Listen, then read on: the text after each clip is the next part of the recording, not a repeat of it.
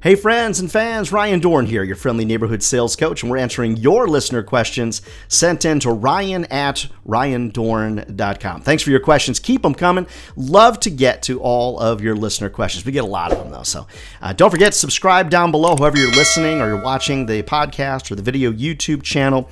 You don't want to miss any updates. Lets us know you appreciate these as well. Give us a like, as well if you like the video. All right, first question sent in from Ron in Calgary. Hey, Ron from Canada. Appreciate your questions. Ryan, why is it that all clients tend to say no as a default? I don't even have a chance to get anything out of my mouth, and they're immediately saying that they're not interested. Any help is appreciated. So, Ron, I can tell you emphatically and unequivocally, it's probably not your fault. A lot of times in the sales business, we've just been ruined by a lot of other bad salespeople that have potentially come before us. Now, it could potentially be a training thing for you. And so let's talk through that. For example, if someone picks up the phone and you say, hey, it's Ron calling from company ABC or from media company XYZ or magazine or radio station, the reason that most people are going to say, hey, I'm not interested is because they don't really understand what it is that we actually do for them. Or you've caught them at a bad time, or you're not a known entity to them. So think about this. I say it all the time. Stranger danger is real.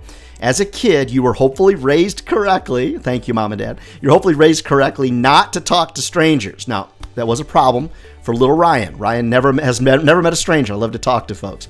But most people that are normal, most people don't like talking to strangers. They just don't.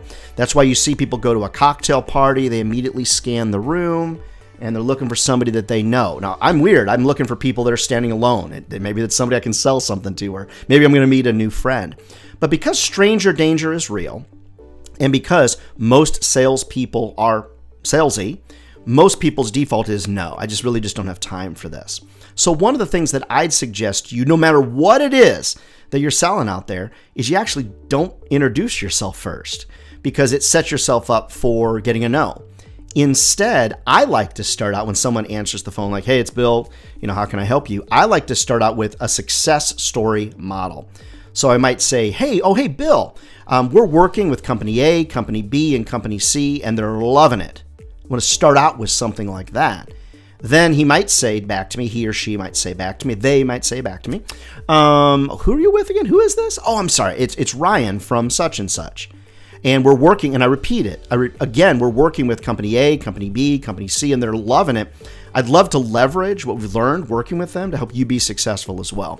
So what I'm suggesting to you is that even though it sounds like it might be sort of a sales trick, if you will, I'm just encouraging you to prime the pump, okay? Prime the conversation for success. Priming is not new. Priming has been used in advertising for years. The best example of priming is this. If I tell you to do not think of the color red, what does your brain naturally do? It thinks of the color red. If I said, don't think of the color red, your brain thinks of the color red. When I immediately start out by sharing success stories or examples of competitors or clients or whatever, it makes somebody's brain go, no, wait a minute, what now? What is that? So it gets them off of the no default and into more of a consideration mindset.